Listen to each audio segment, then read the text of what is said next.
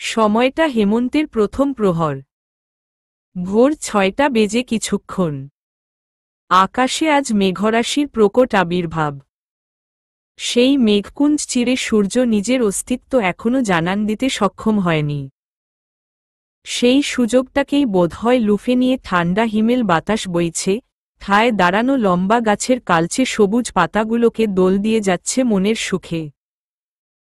সময় নিয়ে আস্তে ধীরে দুলিয়ে যাচ্ছে। পাতার গুচ্ছগুলোও যেন বেশ মজা নিয়েই সেই দোল খাচ্ছে। তবে কিছু আবার সামাল না দিতে পেরে নিজের ভিটে ছেড়ে নিচে পড়ছে মুখ থুবড়ে।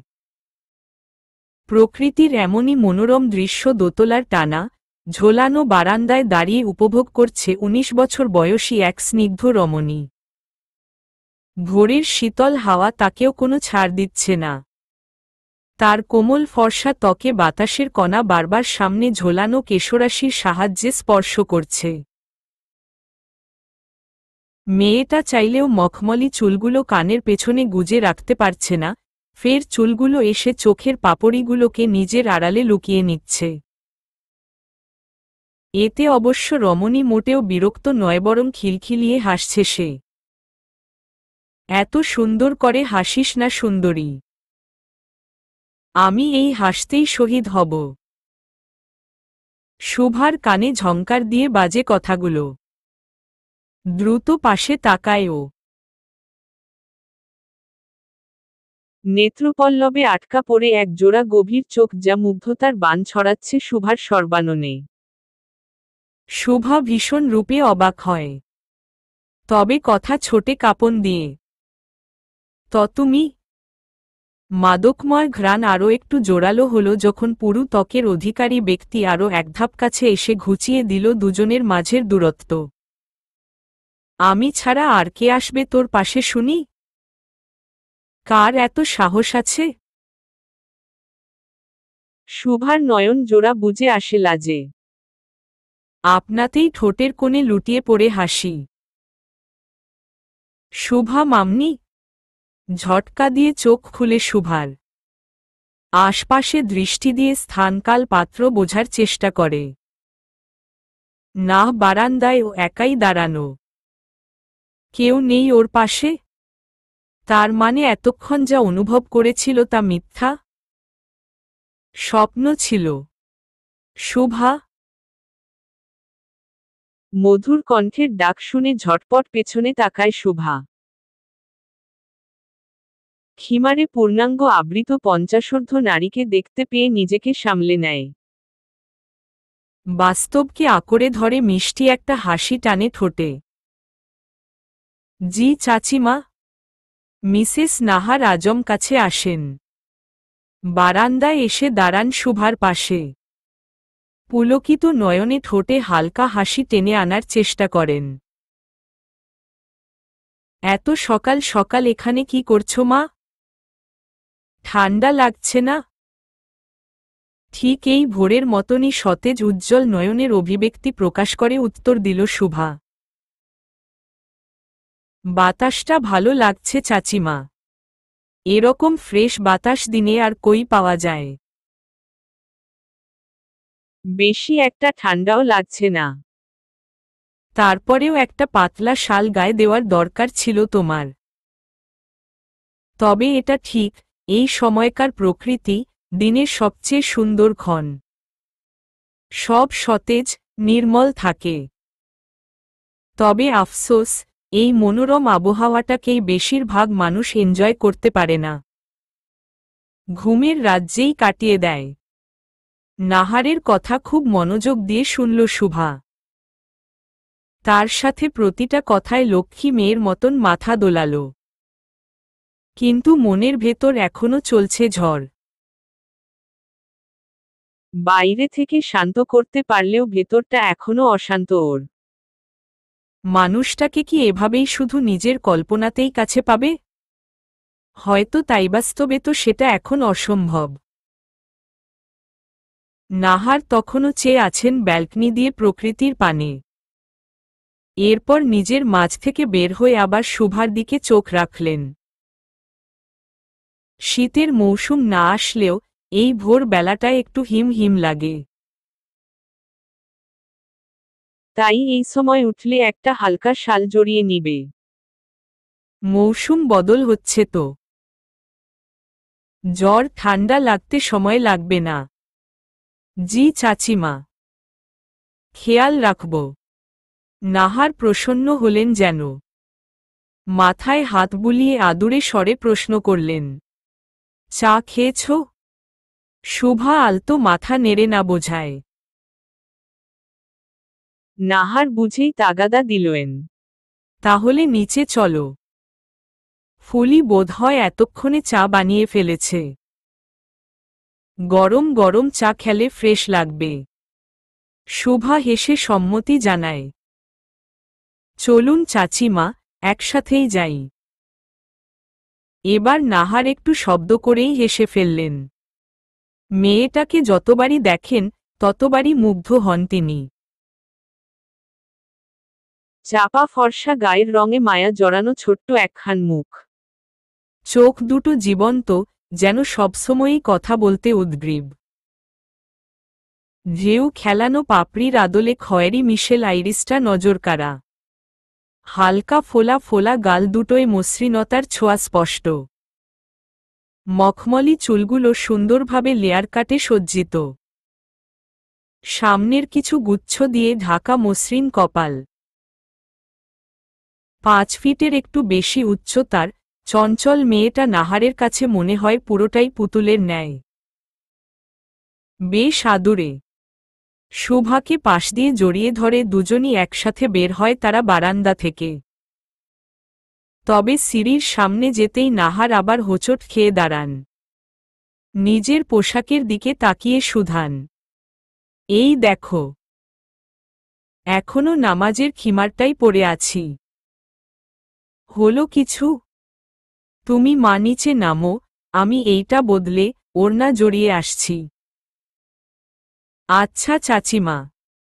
নাহার তখন চলে যেতেই শুভা দ্রুত পায়ে নিচে নামে। আশপাশ চোখ বুলিয়ে বরাবরের মতন এবারও মুগ্ধ হয় ও। ইন্টিরিয়র ডিজাইনের প্রতি এমনিতেই ঝোঁক থাকা শুভার জন্য এই বাসাটা একটা শৈল্পিক রাজ্য। এত সুন্দর, নিপুণ ও আধুনিক কারুকাজ প্রতিটি কোণায় যা দেখেও ঠিক মতন মন ভরছে না ওর। যে কেউ এই রাজ্যে প্রবেশ করলেই বুঝবে কতটা অর্থ ও ধৈর্য ব্যয় করে এটা তৈরি করা হয়েছে। আর হবেই না কেন, চৌধুরী বাড়ি বলে কথা। চৌধুরী নিবাস নামটা যেরকম, ঠিক সেরকমই এর আধিপত্য। চট্টগ্রামের স্বনামধন্য ও বিত্তশালী পরিবারগুলোর মাঝে একটা হল এই চৌধুরী পরিবার। প্রয়াত অবসরপ্রাপ্ত রিয়ার অ্যাডমিরাল শেখ মোখতার আজম চৌধুরী ছিলেন নৌবাহিনীর সুসজ্জিত উচ্চপদস্থ কর্মকর্তা। চাকরির অন্তিম পর্যায়ে তিনি কমান্ডার চট্টগ্রাম অর্থাৎ চট্টগ্রাম নেভাল বেইজের প্রধান হিসেবে দায়িত্ব পালন করেছেন। চট্টগ্রামের ছেলে শেখ মোখতার পারিবারিকভাবে আগে থেকে সচ্ছল থাকলেও তার এই সম্মানজনক চাকরি ও পদ তাকে ও তার পরিবারকে সমাজে এক আলাদা স্থানে তুলে দেয়। যশ, প্রাচুর্য ও সাফল্যতা এরপর চলে আসে পিছু পিছু। শেখ সাহেবের হল কিছুটা একান্নবর্তী পরিবারের মতন। তার 3 ছেলে ও 1 মেয়ে। সবার বড় ছেলে শেখ শফিউল আজম চৌধুরী, পেশায় ব্যবসায়ী। তারই স্ত্রী হলেন মিসেস নাহার আজম। মেঝো ছেলে ক্যাপ্টেন শেখ রবিউল আজম চৌধুরী বাবার মতন নৌবাহিনীর একজন উচ্চপদস্থ কর্মকর্তা। এখনও তিনি চাকরিতে বহাল আছেন। চট্টগ্রাম বেশেই এখন পোস্টিং তার, তাই স্ত্রী মিসেসে রুবি আজম ও সন্তানদের সমেত বাবার বাড়িতেই থাকেন। এখান থেকেই অফিস করেন। ছোট ছেলে কর্নেল শেখ আমিনুল আজম চৌধুরী আর্মিতে কর্মরত আছেন। তার স্ত্রী মিসেস ফারিয়া আজম। শেখ আমিনুলের পোস্টিং বর্তমানে সিলেটে। আর শেখ সাহেবের একমাত্র কন্যা ও 3 ভাইয়ের একমাত্র আদরের ছোট বোন আমেনা আজম শিকদার একজন গৃহিণী। তার বিয়ে হয়েছে চট্টগ্রামের আরেক স্বনামধন্য ও বনেদি পরিবার শিকদার বাড়িতে। এই চৌধুরী পরিবারের সাথে শুভার কোনো রক্তের সম্পর্ক নেই, আছে আত্মীয়তার সম্পর্ক। এটা শুভার বড় বোন সেহেরের শ্বশুরবাড়ি। সেহেরের বিয়ে হয়েছে ক্যাপ্টেন রবিউলের বড় পুত্র রেজওয়ানের সাথে। এছাড়াও শুভাদের পরিবারের সাথে চৌধুরী পরিবারের ওঠা বসা বেশ অনেক আগ থেকে, কারণ শুভাদের বাবার বাড়ি পটিয়াতে, যেখানে তাদের প্রতিবেশী বাড়িটা হলো এই চৌধুরী পরিবারের পৈতৃক বাড়ি। চৌধুরী বাড়ির ইতিহাস রমন্থনে এতই মগ্ন ছিল শুভা যে পেছনে ওর বড় বোনের পায়ের শব্দ খেয়ালি করেনি। কি রে শুভু, কোথায় মগ্ন হয়ে আছিস? সেহের কথা বলতেই হালকা চমকে পেছনে তাকায় শুভা। বোনের হাস্যোজ্জ্বল চেহারা দেখে তৃপ্ত হয়। বিয়ের এই 8 মাসে বোনকে সবসময়ই হাসতে দেখেছে শুভা। শ্বশুরবাড়ির সবাই বেশ ভালোবাসে ওকে। বিশাল বিত্তশালী ঘরানা হলেও মনুষ্যত্বে ও আন্তরিকতায় চৌধুরী বাড়ি এক অনন্য উদাহরণ। এর পেছনে পারিবারিক পরম্পরার সাথে শিক্ষকতাও হয়তো আরেকটা কারণ অবশ্য। শুভা বোনকে দেখে চমৎকার একটা হাসি দিয়ে চঞ্চল চিত্তে শুধায়, গুড মর্নিং মিসেস রেজওয়ান।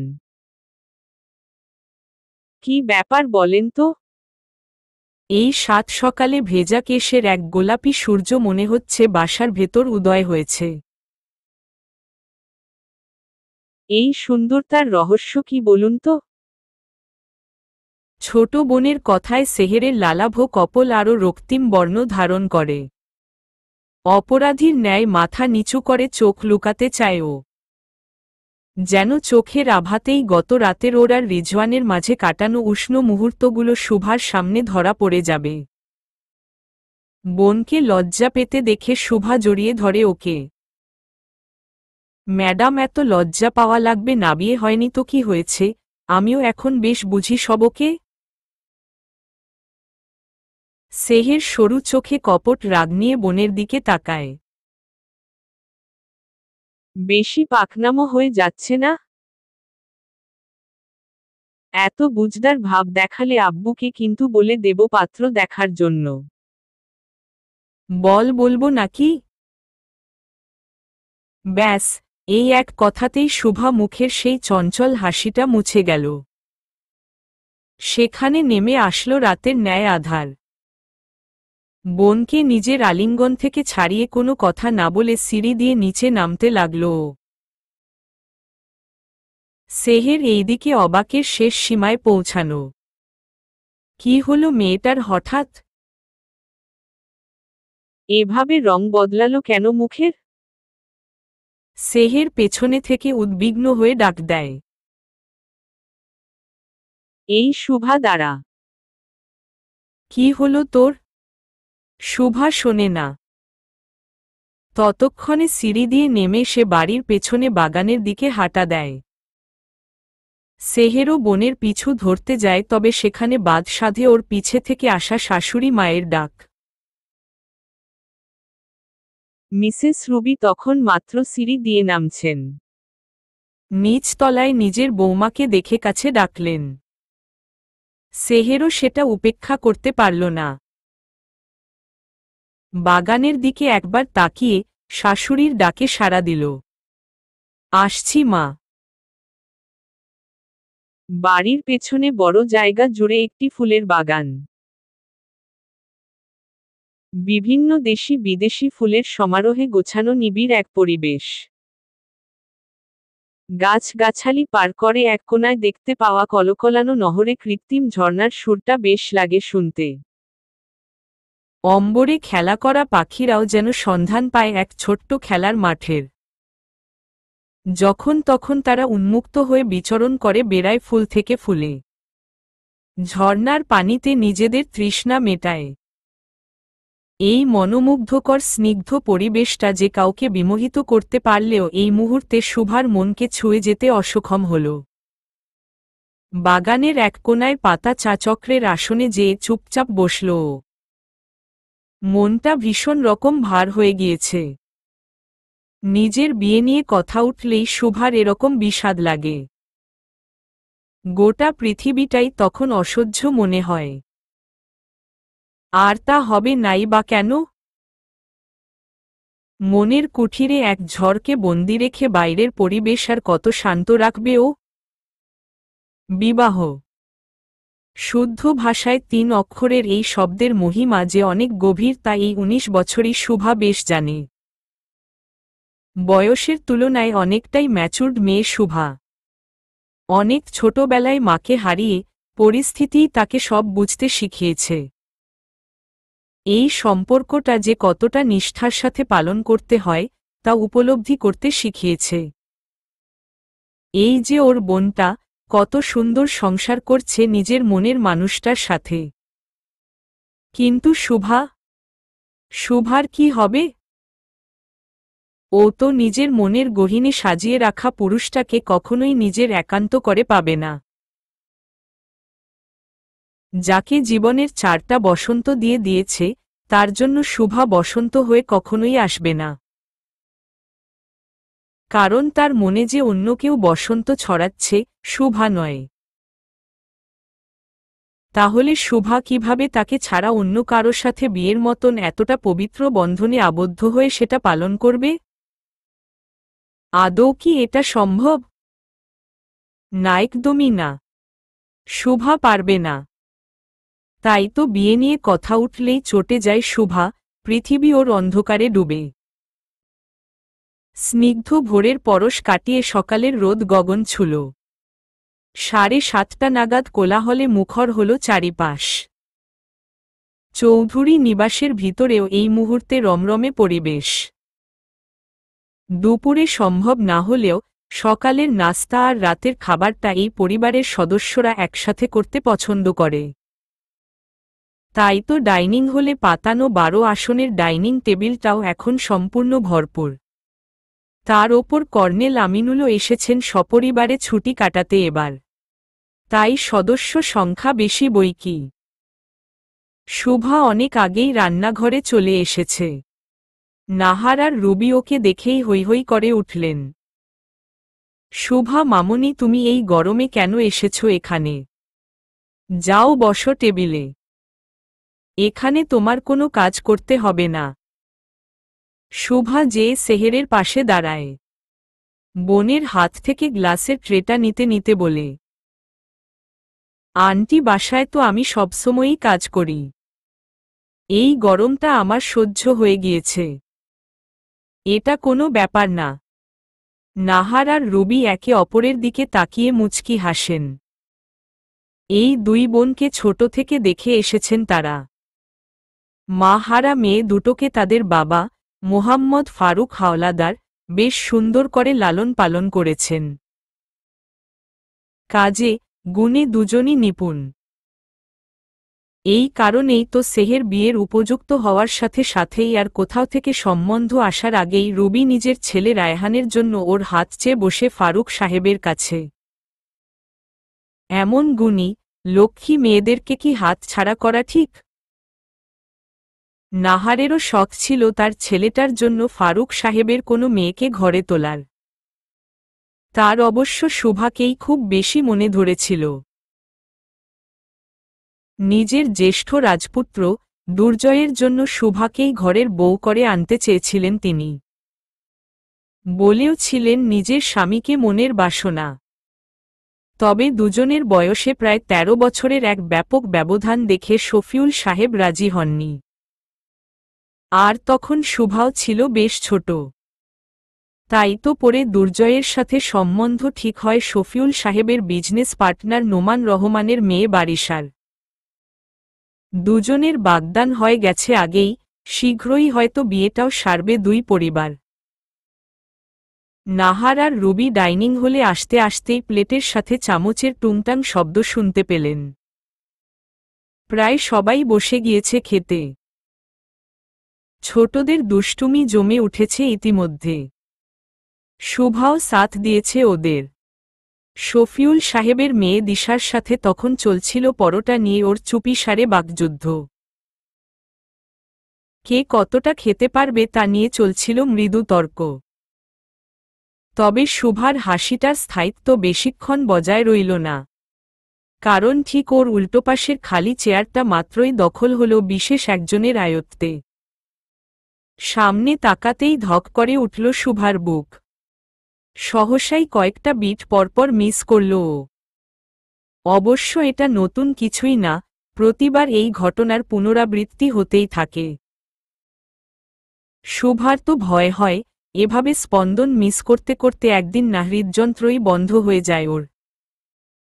কিন্তু এখানে ও কি করবে, একদমই যে নিরুপায় ও।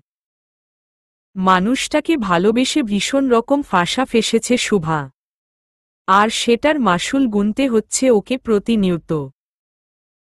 এদিকে দুটো অক্ষী পল্লব যে ওকে দেখতে গিয়ে নিজেদের নাড়াতে ভুলে গিয়েছে সেটা এইমাত্র এসে বসা দুর্জয়ের খেয়ালই নেই। ঘুমের রেশ না কাটা ফোলা ফোলা একজোড়া চোখ আর স্বভাবসুলভ শান্ত ও গম্ভীর ভাব নিয়ে এসে নিজের খাওয়ার দিকে মগ্ন। নিজের পাশে রাখা পরোটার প্লেট থেকে একটা পরোটা নিয়ে তার সাথে বুটের ডাল ভিজিয়ে পুরো অষ্টজোড়ায় পুড়ে দেয় নিঃশব্দে। নাহার ছেলেকে দেখতে পেয়েই কাছে আসেন ডিমের প্লেট নিয়ে। একটা ডিম ভাজি দুর্জয়ের প্লেটে দিতে দিতে আদুরে প্রশ্ন ছোড়েন। কি রে আব্বু, ঘুম এখন ভাঙল তোর? মায়ের প্রশ্নে চোখ তুলে দুর্জয়। তবে কণ্ঠে সেই গম্ভীরতা নিয়েই উত্তর দেয়। কালকে কনফারেন্স বেশ রাতে শেষ হয়েছে মা। তাই ঘুমাতে লেট হয়েছিল। তাই তো বলি, ভাইয়াকে কালকে আমরা রাতে দেখি নাই কেন? ভাইয়া, তুমিও নিশ্চয়ই খেয়াল করনি যে আমাদের মাঝে কে বসে আছে? অপর পাশ থেকে ছোট বোনের কথা শুনে দুর্জয় পলক ঝাপকে সামনে তাকায়। কিন্তু দিশাকে দেখার আগেই ওর চোখ পড়ে ঠিক ওর সামনে বসা ১৯ বছরের কিশোরীর দিকে।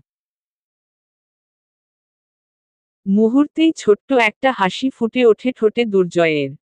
আরে পিচ্ছি, তুই কখন এলি? এতক্ষণে লজ্জা মিশ্রিত হাসি দেওয়া শুভার মুখে টুপ করে আধার নামে। এই পিচ্ছি নামটা দুর্জয়ের মুখ থেকে শুনতে একেবারে বিচ্ছিরি লাগে ওর। কই ও এই মানুষটার পানে মন প্রাণ বিলিয়ে দিয়ে কাঙ্গাল হয়ে বসে আছে, আর সে কি না ওকে ডাকে পিচ্ছি বলে? এটা কিছু হইল? শুভা মানে যে ওদের বয়সের ব্যবধান বেশ খানিকটা, প্রায় ১৩ বছর, তাই বলে ওকে পিচ্ছি ডাকার মতন তো কিছু হল না। দুজনই তো নিজ নিজ জায়গা থেকে প্রাপ্ত বয়স্ক, তাহলে পিচ্ছি হল কই ও? মনে মনে এত বিষাদবিলাস করলেও সামনাসামনি শুভা দুর্জয়ের চোখে চোখ রেখেই উত্তর দেয়। এই তো ভাইয়া, গতকাল সন্ধ্যায়। ও, আমি তো জানিই না তুই এসেছিস। ফরেন ক্লায়েন্টদের সাথে একবার বসলে আর পার পাওয়া যায় না। আচ্ছা বাবা, ওরা কিন্তু আমাদের সাথে ডিল করতে রাজি হয়েছে। শীঘ্রই পেপারওয়ার্ক শুরু করতে চাচ্ছে। শুভার থেকে চোখ সরিয়ে নিজের বাবার পানে চাইল দুর্জয়। টেবিলের মাথায় শফিউল আজম ছেলের কথা শুনে প্রসন্ন হলেন। ওয়েল ডান, মাই বয়। তাহলে তোমার কাজের লোড বাড়ল তাহলে। ওরা যেহেতু রাজি হয়েছে, এই ডিলটা নিয়ে বেশি দেরি করা যাবে না। দ্রুত কাজ শুরু করে দাও। আরে রাখো তো এত কাজ। নাহারের ঊর্ধ্বকণ্ঠে বলা বিরক্তিতে শফিউল আজম চমকে তাকান। স্ত্রীর হঠাৎ ক্ষেপে যাওয়ার কারণটা বুঝতে নাহারের মুখের পানে চান তিনি। তবে তার বেশি একটা কষ্ট করতে হয় না, তার আগেই নাহার বলতে থাকেন। আমার ছেলেটাকে কাজ করাতে করাতে পাগল করছো তুমি। এদিকে ওর বিয়ে শাদী নিয়ে কোনো চিন্তা ভাবনা আছে নাকি নেই তোমার?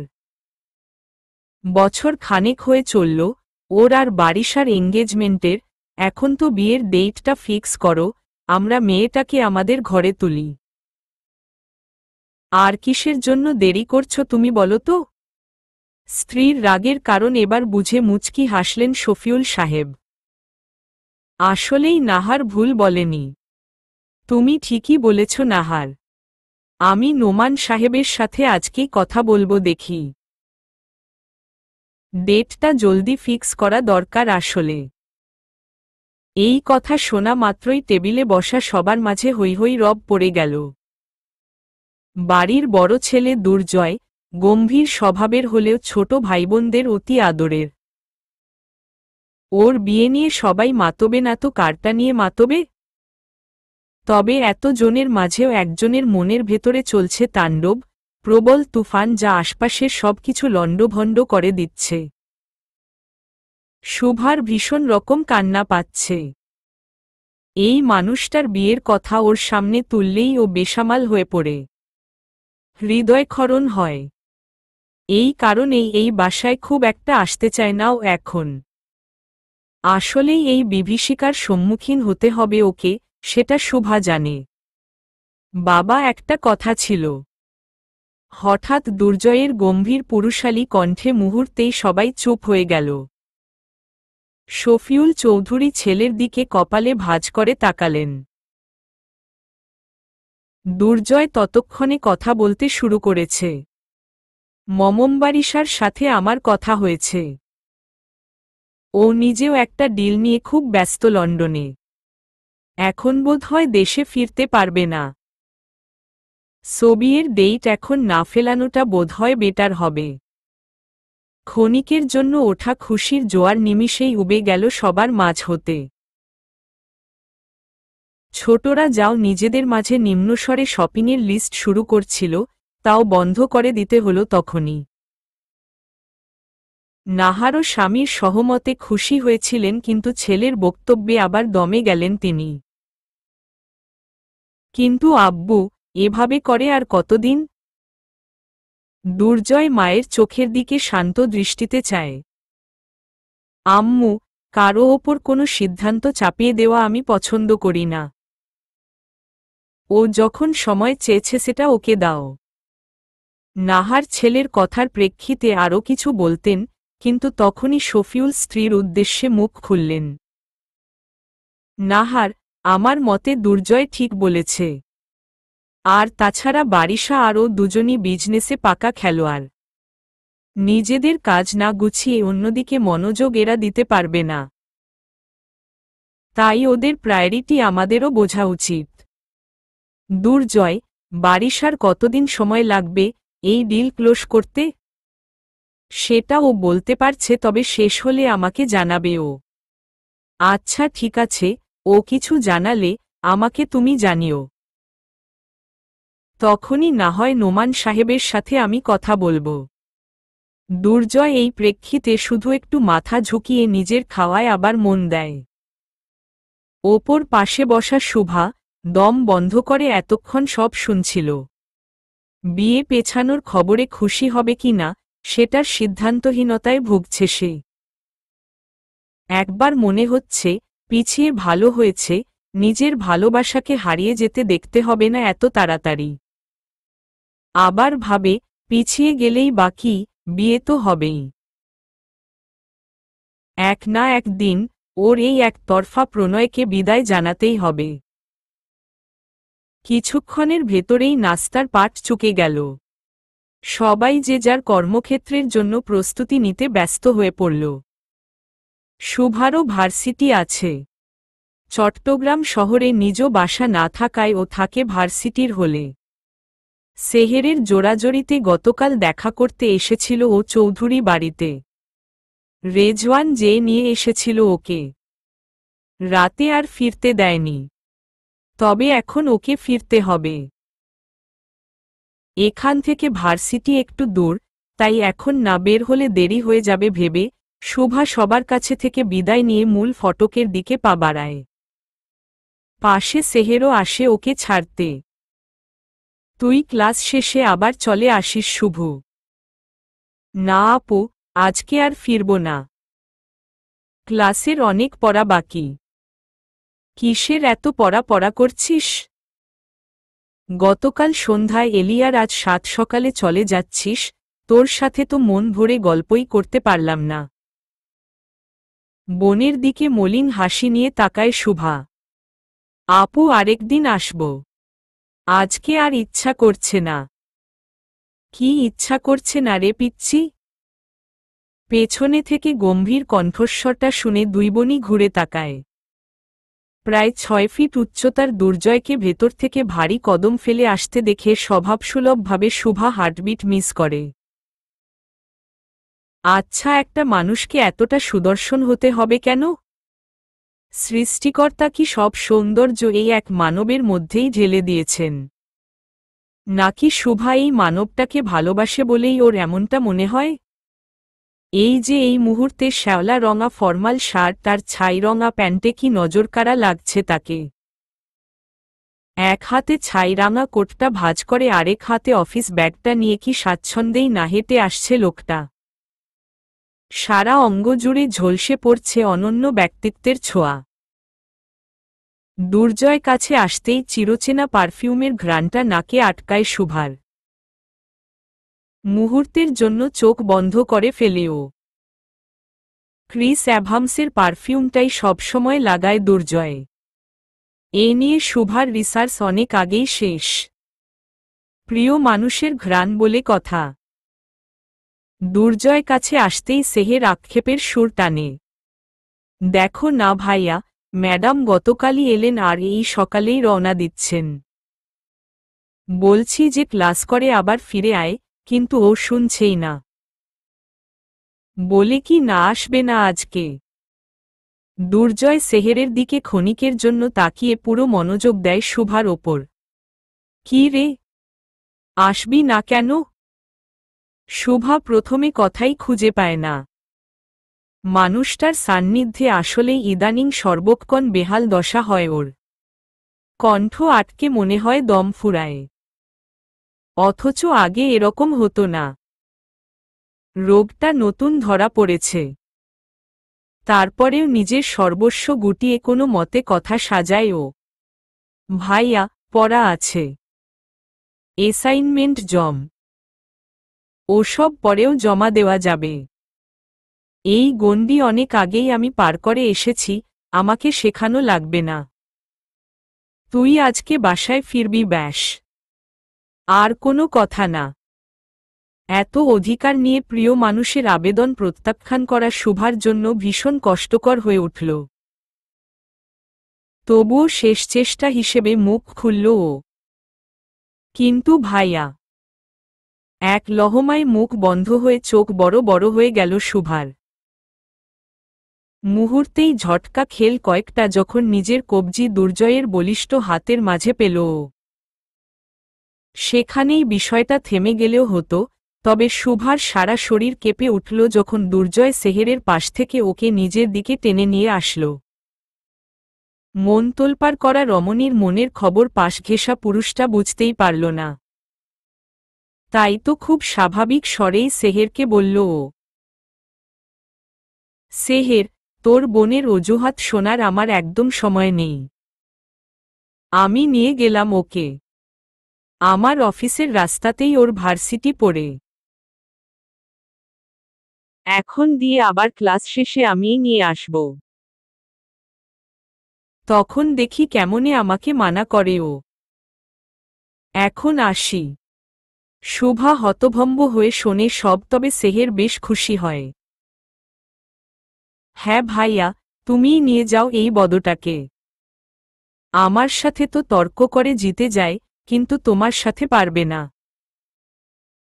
এক চিলতে বাঁকা হাসি ধরা পড়ে দুর্জয়ের ঠোঁটে, তবে তা নিমিষেই মিলিয়ে যেতে দেখে শুভা। এবার আবার পূর্ণ মনোযোগ দিয়ে দুর্জয় গম্ভীর কণ্ঠে বলে, চল।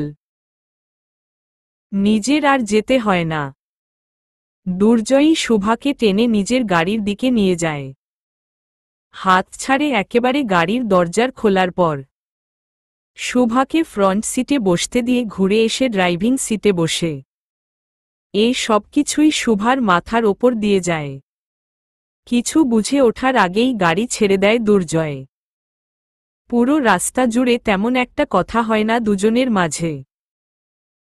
শুভা আর চোখে লক্ষ্য করে দুর্জয় কিছু একটা নিয়ে চিন্তিত, ভালোই চিন্তিত।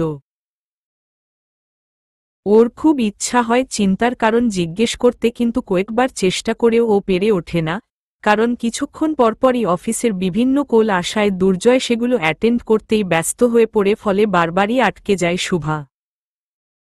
এই দনমন করতে করতে একসময় শুভার ভার্সিটির দোরগোড়ায় এসে গাড়ি থামে। একবার সেদিকে দেখে দুর্জয় তাকায় শুভার দিকে। ক্লাস কয়টায় শেষ তোর? শুভা পলক ঝাপটে দুর্জয়ের দিকে দৃষ্টি দেয়। 3:30। উত্তর শুনে কিছু একটা ভাবে দুর্জয়। তারপর বলে, ঠিক আছে, আমি চলে আসব ততক্ষণে। তুই ফোনটা কাছে রাখিস, কল দিব। শুভা আবার একটু নড়েচড়ে ওঠে। ভাইয়া, আমার কি আজ যেতেই হবে? না গেলে? মুহূর্তেই ডান হাত স্টিয়ারিংয়ে রেখে শুভার দিকে একপাশ হয়ে ঘুরে বসে দুর্জয়। এভাবে আকস্মিক মুখোমুখি হওয়ায় শুভা কিছুটা হকচকায়। একটু পিছায় দরজার দিকে। তবে এত ছোট জায়গার মাঝে নিজেকে লুকাতে পারে না, ফলে দুজোড়া দৃষ্টির মিলন ঘটে। শুভা প্রত্যক্ষ করে দুর্জয়ের শান্ত তবে চিন্তিত গম্ভীর আদল। সেই একই সুরে পরের লহমায় কিছু শুনতে পায় শুভা। দেখ পিচ্ছি, আমি ভীষণ টায়ার্ড। অফিসে অনেক কাজ পড়ে আছে। এখন তুই বাড়তি জ্বালাতন করবি না। এমনিতেই তোর এভাবে হোস্টেলে একা থাকা আমার পছন্দ না। শহরে আমাদের এত বড় বাসা থাকতে তোর এখানে কেন থাকতে হবে আমি তা বুঝি না। But still I respect your decision, থাকতে দিচ্ছি। তার মানে এই না যে তুই নিজের মনমানি চালিয়ে যাবি। এখন চুপচাপ যে ক্লাস কর। ক্লাস শেষ হলেই আমাকে কল দিবি, আমি চলে আসব। এখন যা। এতগুলো কথা বলে দুর্জয় আবার নিজের সিটে ফিরে যেয়ে সোজা হয়ে বসে। ওর কঠিন চেহারার ভাব দেখে শুভা আর কথা বাড়ায় না। আসি বলে চুপচাপ বেরিয়ে যায়। ও গেটের দিকে হাঁটা দিতেই পেছনে থেকে গাড়িটা সবেগে দ্রুত চলে যাওয়ার আওয়াজ পায়। অন্যমনা হয়ে ভার্সিটিতে প্রবেশ করে শুভা। বারবার অক্ষিপ্তে দুর্জয়ের চিন্তিত চেহারাটা ভেসে ওঠে। মানুষটা সবসময়ই একটু গম্ভীর স্বভাবের। বাড়ির বড় ছেলে বলেই কি নাকে জানে, তবে ওনার মাঝে শুভা সর্বদাই একটা ম্যাচুরড অভিভাবক রূপ ভাব লক্ষ্য করেছে। আর এই দিকটাই শুভাকে ভীষণভাবে আকর্ষণ করে দুর্জয়ের প্রতি। পুরুষালী ব্যক্তিত্ব ঠিকরে বের হয় যেন। তবে আজ শুধুই স্বভাবসুলভ গম্ভীরতা ছিল না ওনার মাঝে, কোনো কিছু নিয়ে বেশ বিচলিত দুর্জয়, এটা শুভা ওনাকে এক পলক দেখেই বুঝেছে। আর তারপরে কিছুক্ষণ আগে গাড়ির ভেতর তো মুখ ফুটেই বলল দুর্জয় যে সে খুব ক্লান্ত। শারীরিক ক্লান্তির পাশাপাশি মানুষ তো ক্লান্ত অনেক সময় মানসিক কোনো চিন্তার কারণেও হয়, তাই না? আচ্ছা, কি হয়েছে তার? কোনো বড় সমস্যা নাকি? হঠাৎ পেছনে থেকে কেউ জড়িয়ে ধরাতে ধরফরিয়ে চমকে ওঠে শুভা। দুর্জয়ের চিন্তায় এতই মগ্ন ছিল যে স্থানকাল পাত্র ভুলে বসেছিল ও। এখন চোখ বড় করে পেছনে তাকাতেই ছোট্ট মিষ্টি একটা মুখ ধরা পড়ে ওর দৃশ্যপটে। মুহূর্তেই বিস্ময় বর্জন দিয়ে শুভার ঠোঁটে ফোটে স্বস্তির হাসি। প্রাণপ্রিয় বান্ধবী রিনতিকে দেখে পেছনে ঘোরে ও। ভয় পাইয়ে দিয়েছিলি একেবারে। রিনতি কপট রাগ আদলে নিয়ে শুধায়। ভয় পাওয়ার মতনই তো কাজ করলি। কখন থেকে ডাকছি তোকে, জবাবই তো দিচ্ছিলি না, শুধু ভূতের মতন এক নাগারে হেঁটে যাচ্ছিলি। কিসের ধ্যানে এমন মগ্ন ছিলি বলতো? দাঁড়া দাঁড়া, আমি গেস করি। নিশ্চয়ই তোর প্রাণের পুরুষ নাভিদ আজিম চৌধুরী দুর্জয়কে নিয়ে, রাইট? অক্ষিপল্লব শিথিল হয় শুভার। বান্ধবীর দিকে বাঁকা হেসে বলে, এত বড় একটা নাম দেখি খুব ভালোই মনে রেখেছিস। তো রাখব না? দিনের 24টা ঘন্টা একটা মানুষকে নিয়েই যদি কেউ কথা বলে, আমার কাছে তো শুধু নাম কেন, তার পুরো কুণ্ডলী মুখস্থ হয়ে যাওয়ার কথা। এই এক ব্যক্তি নিয়েই তো আমার কান ঝালাপালা করে দিস তুই। এতবার ওনার কথা শুনেছি যে নাম একদম ঠুঠস্থ মুখস্থ হয়ে গিয়েছে, ভুলার কোনো চান্সই নেই। বান্ধবীর বচনভঙ্গি শুনে মিষ্টি করে হেসে দিল শুভা। রিনতি খুব একটা ভুল বলেনি। আসলেই ও সারাক্ষণই দুর্জয়কে নিয়ে কথা বলে, তাকে নিয়ে ভাবে, তার নামের মালা জপে এক প্রকার। রিনতি ইতিমধ্যে হাসি থামিয়ে শুভার বাহুর নিচে নিজের কনুই ঢুকিয়ে ওকে কাছে টেনে নিয়েছে। এবার বল, সাত সকালে এই সুন্দর মুখটায় এত চিন্তার ভাঁজ কিসের জন্য? কিছু হয়েছে? শুভা এতক্ষণের মিষ্টি হাসিটা মুছে ফেলল ঠোঁট থেকে। ওনাকে নিয়ে খুব চিন্তা হচ্ছে রে। কাকে নিয়ে? দুর্জয় ভাইয়াকে নিয়ে। নরম চাহনিতে সম্মতি জানায় শুভা। ততক্ষণে দুজনে নিজেদের ক্লাসরুমে যেয়ে বসেছে। ক্লাস শুরু হতে আরও 10 মিনিট বাকি। কোনার দুটো সিটে আসন পেতেই রিনতি গম্ভীর স্বরে প্রশ্ন করে, কেন? ভাইয়াকে নিয়ে আবার কি হলো? সে ঠিক আছে তো? শুভা গভীর এক দম ছাড়ে। জানি না রে, আজ সকালেই দেখা হলো ওনার সাথে। আমাকে ভার্সিটি পর্যন্ত ড্রপ করে দিয়ে গেছে। গাড়িতে পুরোটা সময়ই কিছু নিয়ে তিনি বেশ টেনশনে ছিলেন। মুখটা ভারী করে রেখেছিলেন খুব। আমার ওনাকে দেখেই ভীষণ মায়া হচ্ছিল। যদি জানতে পারতাম কি সমস্যা। রিনতি হাসির শব্দে শুভা মাঝপথে আটকায়। রিনতি তখন বলে, জানতে পারলে কি করতি? সলভ করে আসতি তার প্রবলেম। 32 বছর বয়সী একজন ম্যাচুরড পুরুষের প্রবলেম একটা 19 বছরের কিশোরী সলভ করবে? শুভার রাগ হয়। মুখ ফুলিয়ে বান্ধবীর দিকে চোখ রাঙিয়ে তাকায়। কেন পারব না? না পারার কি আছে? আমি কি কম ম্যাচুরড নাকি? আর প্রবলেম সলভ যদি নাও করতে পারি, অন্তত সেটা শেয়ার করে ওনাকে একটু স্বস্তি তো দিতে পারতাম। সেটা করা তো তোর কাজ না বান্ধবী। সেটার জন্য ভাইয়ার জীবনে বিশেষ একজন আছে। ব্যাস। এই দুই বাক্যে শুভার পৃথিবী আবার থমকে যায়। বোবা মুখে স্থির চিত্তে তাকায় রিনতির পানে। এই যাত্রায় ওর জন্য ভীষণ মায়া হয় রিনতির। বান্ধবীকে এক হাতের সাহায্যে পাশ থেকে আগলে ধরে। অমনি টুপ করে 2 ফোঁটা জল গড়িয়ে পড়ে শুভার চোখ দিয়ে। রিনতি দরদ টানে কণ্ঠে, কান্দিস না ময়না। যেটা সত্য সেটা তো তোকে মানতেই হবে।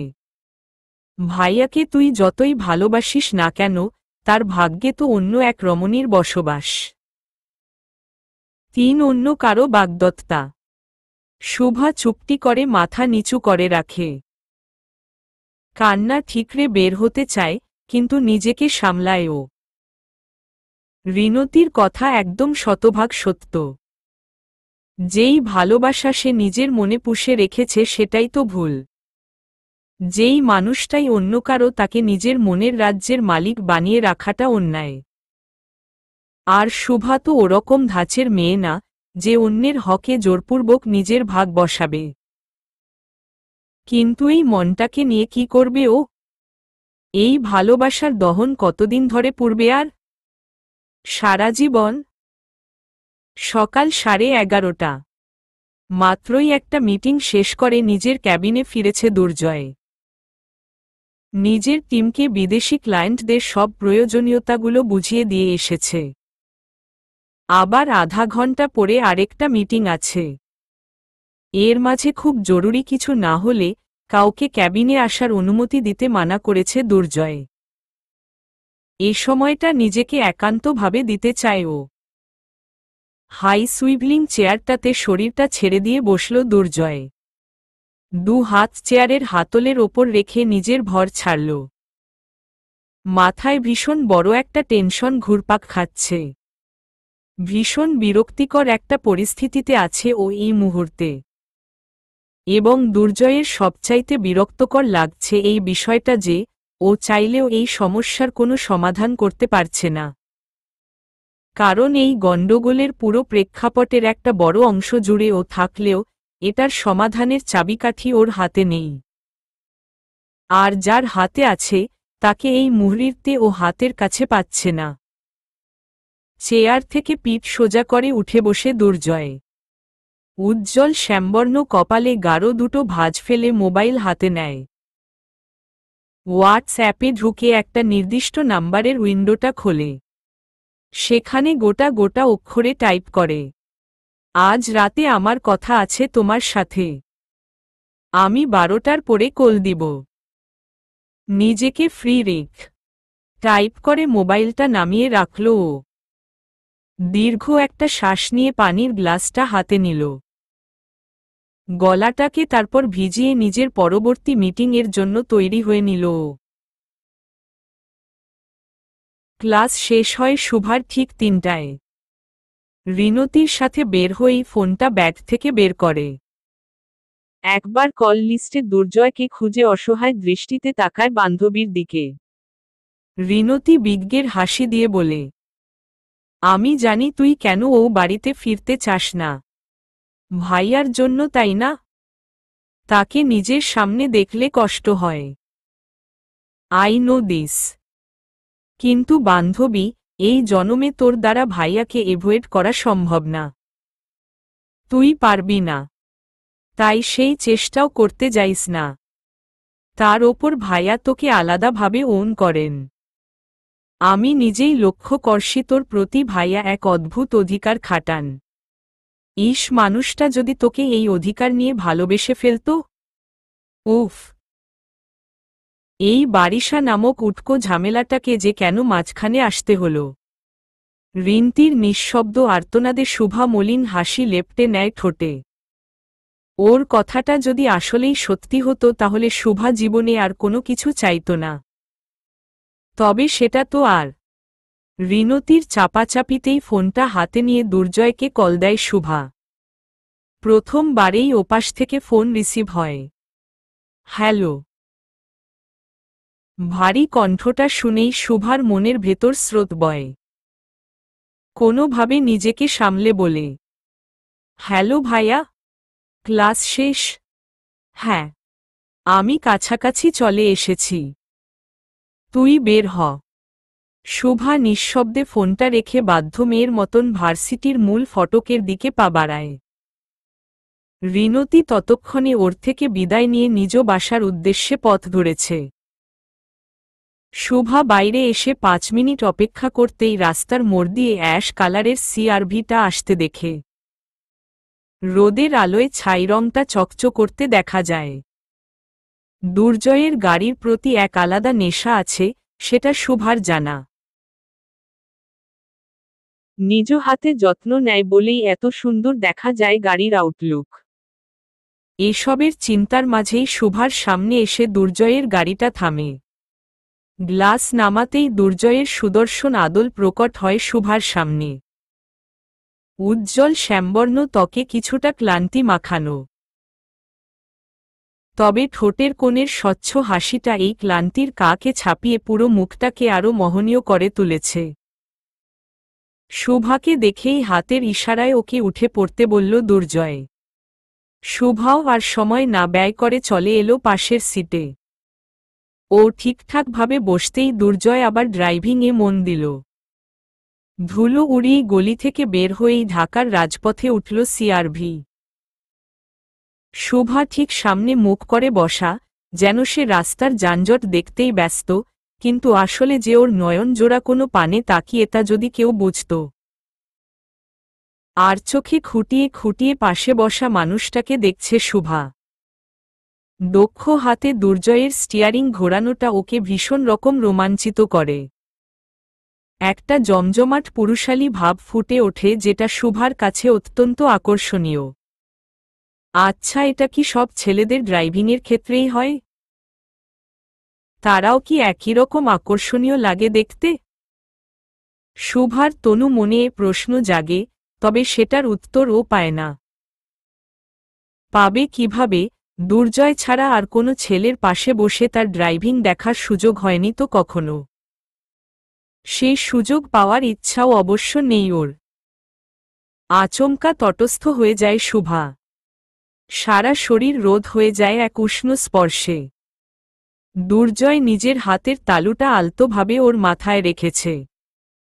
সিল্কি চুলের ভাঁজে আঙ্গুল ঢুকিয়ে গমগমে সুরে বলে ও, কি রে পিচ্ছি, এই ছোট মাথায় এত কি চিন্তা করিস?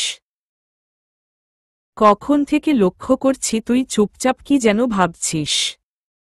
শুভা ঠোঁটে মুচকি হাসি পড়ে, তবে ভেতর ভেতর ও সুখের জোয়ারে ভেসে যায়। তার মানে দুর্জয় ওকে লক্ষ্য করছিল। কিছু ভাবি না ভাইয়া, এমনি। ক্ষণিকের জন্য শুভার দিকে হাসি পড়া দৃষ্টি দিয়ে আবার দুর্জয় ড্রাইভিংয়ে মন দেয়। শুভা এবার সরাসরি তাকায় ডান পাশে। ভাইয়া একটা প্রশ্ন করি? দুর্জয় সামনে তাকিয়েই ভ্রু জোড়া কুচকায়। আমার কাছে প্রশ্ন করতে পারমিশন কবের থেকে লাগে তোর? শুভার কপালের ভাঁজ সোজা হয়। সন্তুষ্টির শীতল হাওয়া বয় মনে। তুমি আজকে কি নিয়ে এত টেনসড? এবার কপালের ভাঁজ সোজা হওয়ার পালা দুর্জয়ের। তুই কিভাবে বুঝলি আমি চিন্তিত কিছু নিয়ে? সকাল থেকেই তোমার মুড অফ। তাই বুঝেছি। আমার মুড অফ? আমি তো সবসময়ই এরকম গম্ভীর থাকি। না, এরকম থাকো না। তুই পার্থক্য বুঝিস? দুর্জয়ের প্রশ্নে স্পষ্ট কৌতূহলের ছটাক পায় শুভা। নিজেকে আরও একটু আত্মবিশ্বাসী করে জবাব দেয়। হমম, বুঝি। কেন বুঝব না? দুর্জয়ের ঠোঁটের কোণ ঘেঁষে ছোট্ট একটা হাসির রেখা ছুঁয়ে গেল যেন। শুভাকে ও যতই দেখে ততই আশ্চর্য হয়। মেয়েটা অনেক ছোট কিন্তু বেশ ম্যাচুরড। অনেক কিছুই বোঝে। আর দুর্জয়কে মনে হয় একটু বেশি বুঝে। অন্তত দুর্জয়ের তাই মনে হয়। কি ব্যাপার? বললা না তো কি নিয়ে টেনসড তুমি? বাস্তবে ফিরে মুচকি হাসে দুর্জয়। আছে কিছু ব্যাপার। তুই বুঝবি না। বুঝব। কেন বুঝব না? বললেই বুঝব। তাই? ভাইয়া, তুমি কিন্তু এখন আমার সাথে মজা করছ। বললে বলো, না বললে তোমার ইচ্ছে। বলেই মুখ ফুলিয়ে অন্যদিকে তাকায় শুভা। এবার আর মুচকি হাসি না, সোজা হো হো করে হেসে ফেলল দুর্জয়। শুভাকে ভীষণ রকমের ভালো লাগে ওর। সেই ছোট্টবেলা থেকে দেখছে মেয়েটাকে। দাদা বাড়ির পাশেই ওদের বাড়ি। ঘরের বড় নাতি হওয়ার সুবাদে দাদা বাঁচা থাকতে প্রতি 2 মাসেই সাপ্তাহিক ছুটি বাঁধিয়ে দাদার সাথে বাড়ি যাওয়া হতো দুর্জয়ের। যখন ও ক্লাস 7-এ, তখন শুভার জন্ম। পরীর থেকেও সুন্দর বাচ্চাটা একদম ছোট থেকেই কেন যেন দুর্জয়ের খুব নেওটা ছিল। স্বভাবে গম্ভীর দুর্জয়ও ফুটফুটে শিশুটাকে নিয়ে মেতে থাকত। ঘুরে বেড়াতো পাড়া মহল্লা। সময়ের ধারা বইতে থাকলে একসময় শুভাও বড় হয়। দুর্জয় স্কুল পড়ুয়া ছেলে থেকে পরিণত হয় তাগড়া জোয়ান পুরুষে।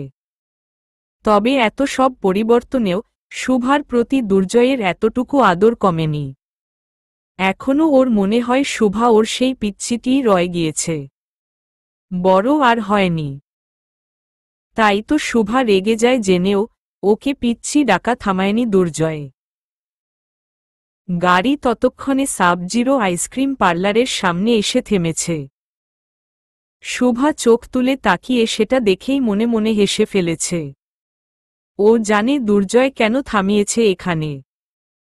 হলোও তাই। দুর্জয়ের গমগমে গলার আওয়াজ কানে বাড়ি খেল ওর। কি হলো? তোর সবচাইতে পছন্দের জায়গায় নিয়ে আসলাম। এখনো মুখ ফুলিয়ে থাকবি নাকি বের হবি? শুভা তখনও অন্য পাশে তাকানো। মিটিমিটি হাসছে, তবে সেটা বোধহয় দুর্জয় দেখতে পেল না। পরপরই দুর্জয়ের অধ্য কণ্ঠ কানে আসে। আমি 1 থেকে 3 গুনব। এর মধ্যে তুই বের না হলে কিন্তু দেখিস। 1, 2, 12। শুভা ততক্ষণে দরজা খুলে বাইরে দাঁড়ানো। দুর্জয়ের বাঁকা হাসি দেখে পাল্টা কপট রাগ দেখায় ও। মনে মনে 2-4টে বকাও দেয়। ফাজিল লোক কোথাকার।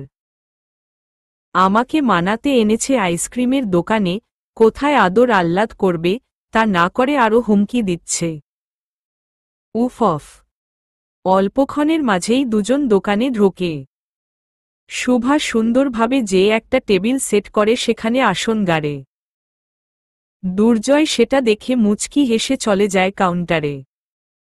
ম্যাডামের পছন্দের ফ্লেভার দুর্জয়ের জানা, এবং সেটা ম্যাডামও জানেন, তাই তিনি এখন নিজে অর্ডার দিবেন না বলে পুতুলের ন্যায় সিটে বসেছে।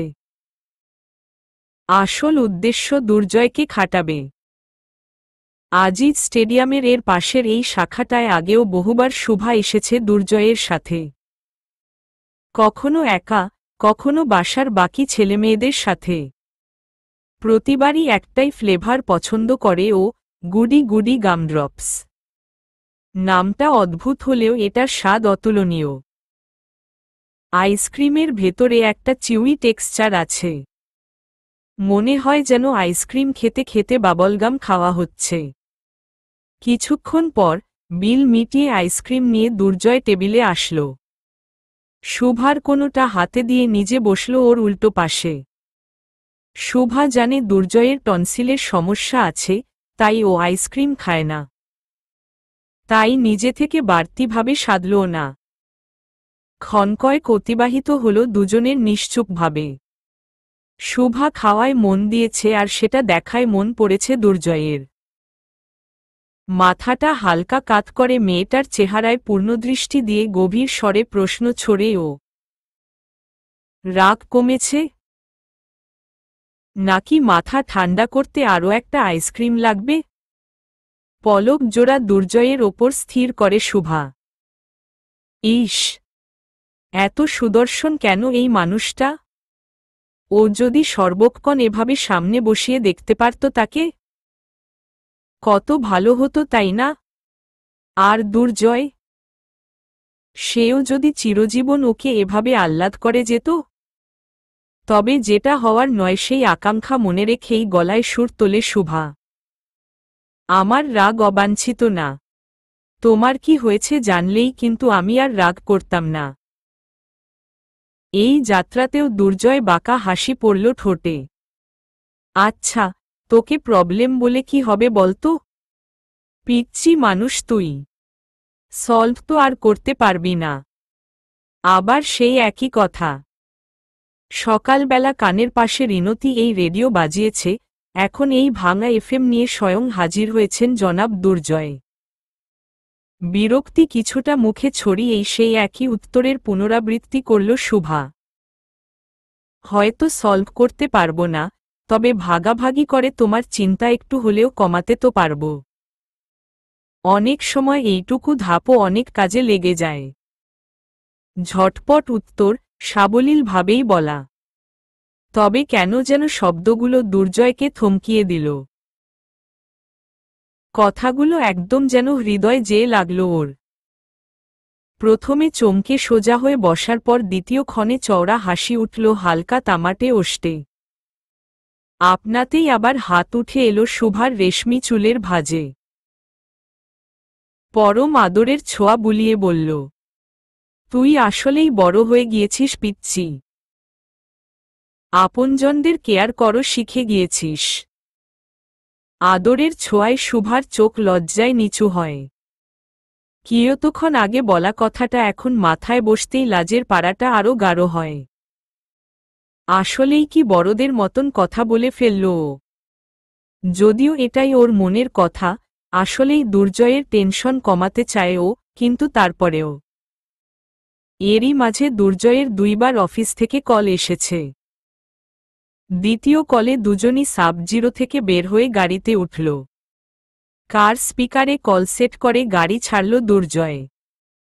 বেশ কিছুক্ষণ চলল কথোপকথন, পুরোটুকুই ব্যবসায়িক। শোভা এগুলোতে মাথা ঘামাবে না বলে কানে হেডফোন দিয়ে গান শোনায় ব্যস্ত হল। দূরত্ব ও রাস্তার জ্যাম ঠেলে বাড়ি পৌঁছতে বিকেল হল ওদের।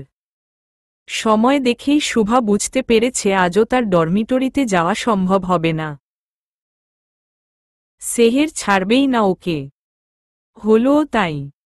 সন্ধ্যাবেলা চৌধুরী বাড়ির সব সদস্য নিজ নিজ কর্মক্ষেত্র থেকে ফিরে বাসা মাতিয়ে তোলে। সেহের ননদ রাদিয়া, দিশা এই বাড়ির 3 যুবতী। সন্ধ্যায় এদের আড্ডার আসর বসে আলাদাভাবে। তার ওপর এখন ওদের ছোট চাচার পরিবারও এখানে। চাচাতো বোন নুরাত ও আড্ডার একজন অংশগ্রহণকারী। এই 4 জনের মাঝে শোভার রাতে ডর্মের ফেরার চিন্তা ধোপে টিকল না। অগত্যা আজও থেকেই যেতে হলো ওকে। রাতে ঘুমানোর আগে জমল আরেক দফা আড্ডা। তবে সেটা দিশার রুমে, শুধু 5 যুবতীদের মাঝে। হেমন্তের রাত বলেই বোধহয় আবহাওয়ায় শীতলতার ছোঁয়া পাওয়া যায়। তাই তো বিশাল খাটের হেডবোর্ডে পিঠ ঠেকিয়ে হালকা কাঁথার নিচে 5 জোড়া পা ডুবিয়ে জম্পেশ গল্পের আসর জমিয়েছে ওরা। কিছুক্ষণ আগেই সেহের নিয়ে এসেছে একটা বড় বোল পপকর্ন আর রাদিয়ে এনেছে বড় বড় 2টো প্রিঙ্গেলস। গল্প জমেছে বেশ। সবার মাঝে সেহেরেই একমাত্র বিবাহিত। আইনগতভাবে প্রেম ভালোবাসা করার প্রত্যয়নপত্র আছে ওর। তাই ওকেই সবাই ঘেরাও করেছে। একটা লজ্জামিশ্রিত প্রশ্নে জর্জরিত করছে ওকে।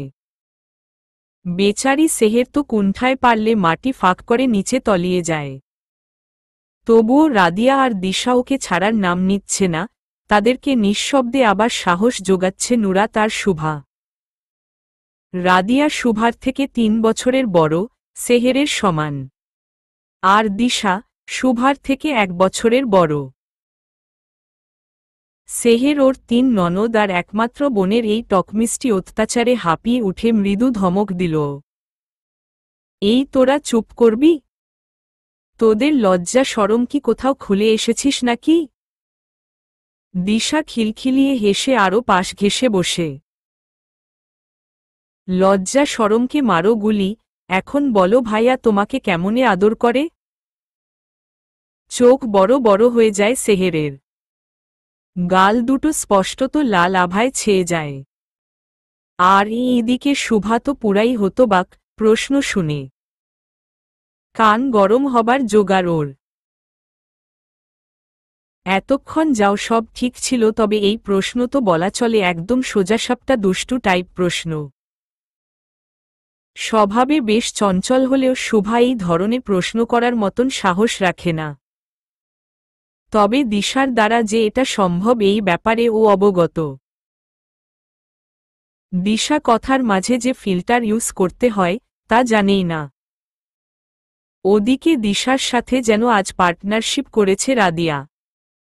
আহ দিশু, তোর কোনো আক্কেলই হলো না এখনো? এরকম সরাসরি প্রশ্ন করা যায় নাকি? এই ধরনের আলাপের প্রশ্নতেও একটা শৈল্পিক ভাব থাকা উচিত। বুঝছিস? দিশা মিটমিটিয়ে হেসে বোনকে বলে। তো তুমি যখন এতই শৈল্পিকতা জানো তো তুমিই প্রশ্ন করো। রাদিয়া এমনেতেও ফর্মেই ছিল, ছোট বোনের আশকারা পেয়ে যেন আরও একটু তরতাজা হয়ে সেহেরের দিকে তাকায়। তো ভাবি যান, যতদূর আমরা জানি, ভাইয়ার সাথে তো তোমার বলতে গেলে অ্যারেঞ্জ ম্যারেজই হয়েছে। বিয়ের আগে তো তেমন একটা প্রেম ভালোবাসা ছিল না তোমাদের। তো আমার প্রশ্ন হল, ভাইয়া তোমাকে প্রথম প্রেম নিবেদন করেছিল কবে? সেহেরের বিয়ে হয়েছে 10 মাস পেরিয়েছে।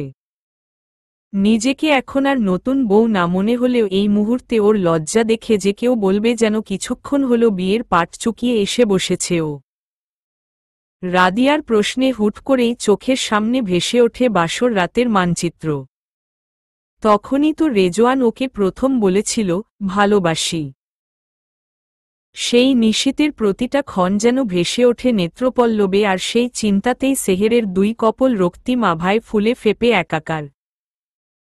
নিজেকে এই লজ্জা থেকে বের করতে মরিয়া হয়ে পড়ে ও, কিন্তু যেই একখান বিচ্ছু বাহিনীর হাতে পড়েছে, এদের থেকে পার পাওয়া দুষ্কর। ওদিকে রাদিয়াকে সাপোর্ট দিতে দিশা এগিয়ে এসে সেহেরের হাত ধরল। বলো না ভাবি, ভাইয়া কি তোমাকে বাসর রাতেই প্রপোজ করেছিল? বিয়ে তো হয়েই গিয়েছে, but still I love you বলল কবে? আর চুপ থাকতে পারল না সেহের। মেয়েটা যেন একদম ঠিক নিশানায় তীর ছুড়ল। কপট রাগ দেখিয়ে দুষ্টুমি করে মারতে গেল ননদকে সেহের। সবগুলো পেকে একদম একাকার হয়ে গিয়েছিস। বড় ভাবিকে এইসব প্রশ্ন করতে লজ্জা করে না? সেহেরের বকায় যেন দিশা আর রাদিয়া আরও আশকারা পেল। কিসের বড় তুমি আমাদের? সম্পর্কেই না শুধু বড়, বয়সে তো আমরা প্রায় একই সমান। একদম বান্ধবীর মতন। তো বান্ধবীদের সাথে তো একটু আধটু শেয়ার করাই যায়, তাই না? আমাদেরও তো ফিউচারে সাহায্য লাগবে। রাদিয়ার কথায় এবার সবার মাঝেই হাসির রোল পড়ল। সেহেরও আর লজ্জা ধরে রাখতে না পেরে খিলখিলিয়ে হেসে দিল। ও, এখন বুঝতে পারছি রাদিয়া ম্যাডাম আজ এই প্রশ্নের ঝাঁপি নিয়ে কেন বসেছেন। কদিন পর তো নিজের বিয়ের সানাই বাজবে। বরের সাথে রোম্যান্সের বইখানা তখন নিজেরও খুলতে হবে। সেটার প্রস্তুতি এখন থেকেই নেওয়ার চেষ্টা, তাই না? এবার লজ্জায় ডুব দেওয়ার পালা রাদিয়ার। সেহেরের হাতে এভাবে ধরা খাবে বুঝে নিও।